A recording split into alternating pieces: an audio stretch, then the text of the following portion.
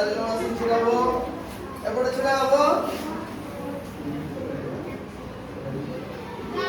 ସମସ୍ତେ ଠିଆ ଉଠ ହଁ ସେମାନେ ଯେମିତି ଗାଇବେ ଏ ତମେ ତିନି ଜଣ ଛିଡ଼ା ହୁଅ ଛିଡ଼ା ହୁଅ ହଁ ତୁ ଛିଡ଼ା